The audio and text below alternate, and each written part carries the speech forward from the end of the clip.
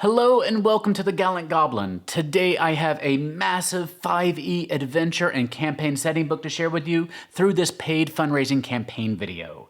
Crown of the Oathbreaker by Elderbrain is a nearly 600-page dark fantasy sandbox adventure set in a cursed kingdom and in the Fey realm, though you will visit a lot of other interesting locations as well. What's unique about this book is that it is very much a community-driven project.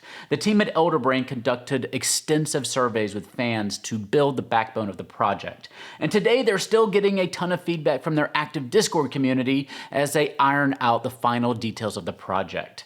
This helps shape the setting, the story, the villains, the type of adventure it is, everything. And this is an adventure that you can get your own likeness included in as well. They already completed a successful Kickstarter campaign, and they're using Indiegogo to collect final pre-orders before the book is finalized. If at any time you want to go see the project for yourself, please use our link in the video description down below so they'll know that you heard about them from us here at the Gallant Goblin. So let me start with some non-spoilery overviews of the project so you can know what to expect. And then we'll get into all the nitty-gritty of the setting and the story if you're thinking about DMing this adventure for yourself. Don't worry, I'll give you a spoiler warning before we get into all of that. So, big picture, Crown of the Oathbreaker is a level 5 to 12 adventure with more than 30 dungeon maps, 3 beautiful region maps like this one with more than 100 locations on each, plus, of course, new monsters, encounter maps, 36 new subclasses, 13 new feats, 15 new spells, and 34 magic items, plus 15 new backgrounds so your PCs can be tied into the setting. I know a lot of us are thinking about running a Feywild-based adventure here soon, so this is a great book to either run in its entirety or to use to supplement your other adventures. There are so many amazing side adventures in this book that you can easily transpose into your own campaign, but we'll talk more about those in the spoiler section. There's also a 50-page player's guide. Man, I love a good player's guide, and I don't know why more adventures don't include one.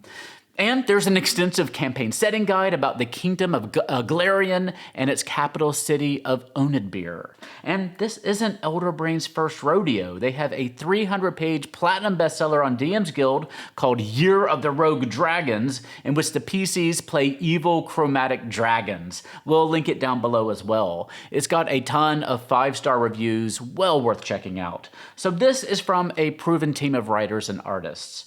Before we drive into Spoiler Town, let me tell you about the 3 extra goodies that are part of the campaign. First, they've put together a deck of 120 reference cards, including 47 NPCs, 34 magic items, 15 monsters, 13 spells, and 11 feats. You know I love good reference cards, and these are a great way to show off all the amazing art they've put together for this book while having the stats you need on the back. They're standard playing card size, and for you folks who know your card quality stats, they are 320 GSM on black core cardstock with a nice subtle raised texture to make shuffling and dealing easier. Something you don't really notice until you get a deck of cards without it and you notice all the cards stick together. And the other cool thing they put together for the adventure, or for any adventure really, is their own Soundscape app, which is totally free. You can go get it right now on iOS, the Google Play Store, or for Windows. If you're watching on your computer or another screen, hold up your phone to scan one of these codes to go check the app out. If you're watching on your phone, just load up your app store and search for Elderbrain Soundscapes. That's 2 words, Elderbrain Soundscapes. It's a great little app for all your adventures. Each scene includes an array of sound effects that play at random times for different periods of time, and at the correct reverb for the setting so the soundscapes don't repeat themselves. They've got soundscapes for a swamp, a city, a celebratory public event, a storm-ravaged alien or fey realm, an undead city, a library, a big battle, the shadow realm with really creepy whispers, an undead army, an alien setting with lots of strange gibbering voices and ominous winds, a holy temple, a small town celebration or feast, a monster-filled forest, and the Underdark. Let me give you just a few examples. So let's say we're just walking along in the city here. Lots of foot traffic, lots of background conversations. And then we walk into the temple.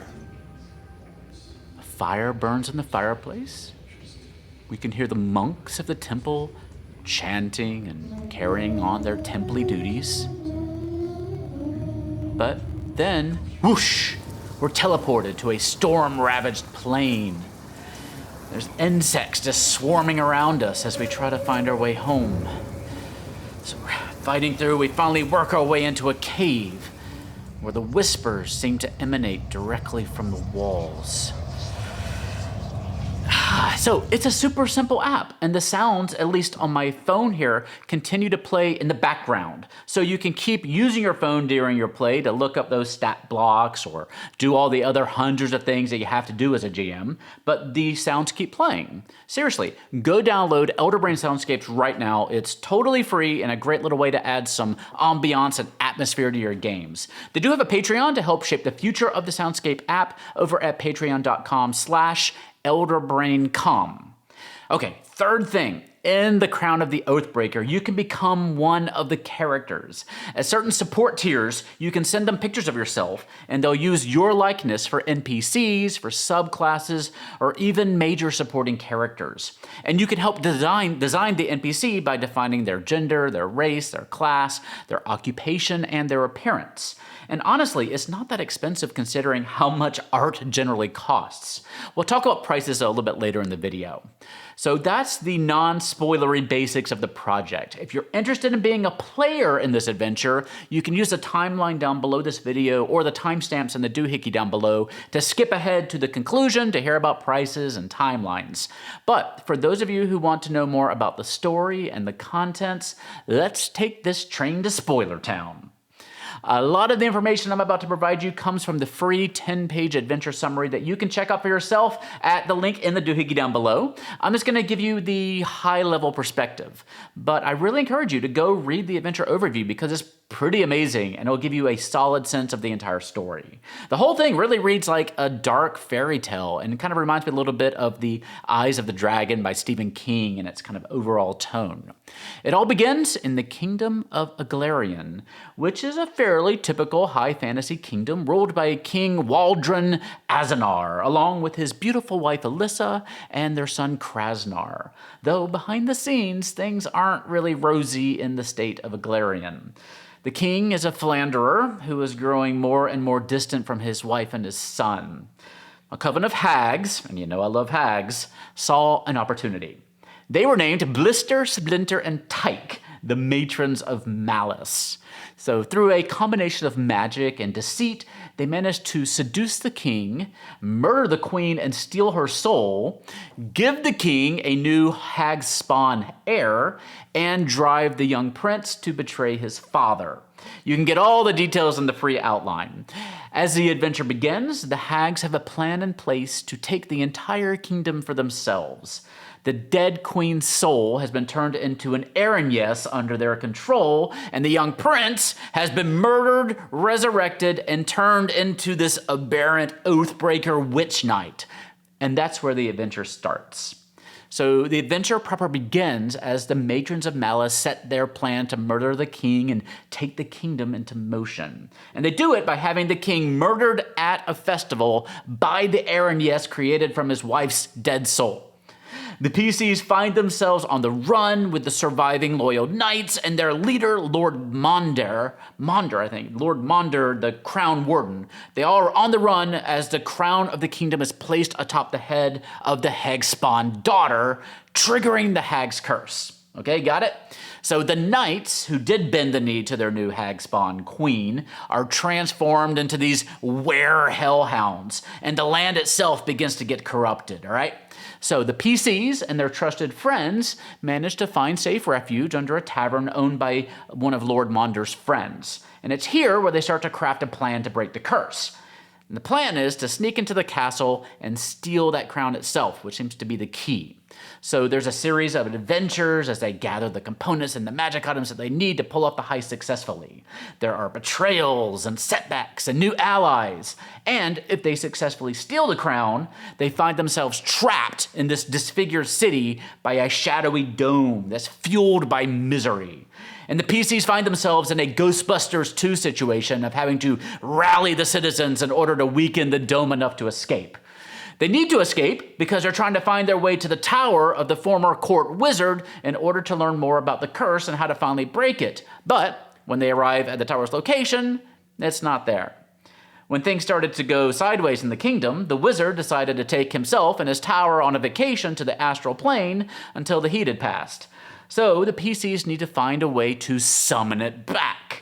The PCs end up going on a variety of adventures at this point where they have to deal with a group of noble fanatics tormenting a captured unicorn, a village haunted by a Duragar vampire, a young, blind bronze dragon needing assistance dealing with a powerful ooze creature, a rival adventuring party that's turned to the dark side, a half-dragon, half-hydra who stands in their way, a Gorgon's lair where the statues have been turned into gargoyles, and a goblinoid village where a goblin illusionist keeps visitors at bay with the specter of a dragon that doesn't really exist. And we're just up to chapter 4 of the 6-chapter adventure. There is so much more, like an ever-burning forest, a camp of evil awakened animals, a colony of intelligent swarming bugs, a village of fungoid cannibals where the PCs can get themselves a battle snail. A battle snail! I mean, come on! And finally, a stronghold that's actually an enormous gibbering mouther. If you want to know more about how it can end, go check out the full document in that link below. You're not going to be disappointed. The book is filled to the brim with a great overarching story, fun and creative adventures, really creepy and present villains, loads of interesting and illustrated NPCs, great locations with some beautiful maps, and all those little details that take a book from a standard adventure into something that you can tell has been a passion project filled with love and care and attention to detail. The campaign ends on November 14th, and if you want to have your likeness included in the book, you have until then to sign up. And if you want to have a good time, go check out the NPC channel of the Elderbrain Discord server to see everyone's NPC art and to see the story of the characters as they're released. It's amazing to see people transformed into goblins and kenku and demons and just about everything. It is the best. Now, the campaign is on Indiegogo right now. You can go get the PDF of the book for just $20. Physical copies are going to be done a little bit differently. You can back at a $25 level to get the PDF and also the ability to unlock the ability to go order a physical copy from Elderbrain at a discount when the book is finally ready.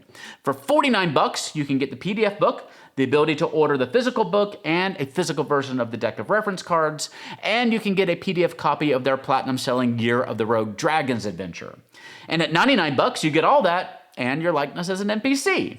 For $199, you can have a full body illustration done and represent one of their subclasses. And if you're a high roller, you can spend $1,000 to become a main plot NPC with your own dungeon lair. Crown of the Oathbreaker is a really exciting project from a really passionate group of folks, and many thanks to them for letting me share their work with you. You can, of course, find the link to the campaign in the doohickey down below, and using that link lets them know that we sent you, which helps us out too. If you do back them, consider letting them know that you heard about the project from Theo at the Gallant Goblin. If you have any questions about the project, let me know down below. If I don't have the answer, I'll try to find it for you. So go check them out. Don't forget that they have the story overview, quite a few sample pages, and loads of preview art that you can go see as well. That is Crown of the Oathbreaker on Indiegogo until November 14th, 2021. For now, though, stay safe, have fun, love each other, and I'll see you next time at the Gallant Goblin.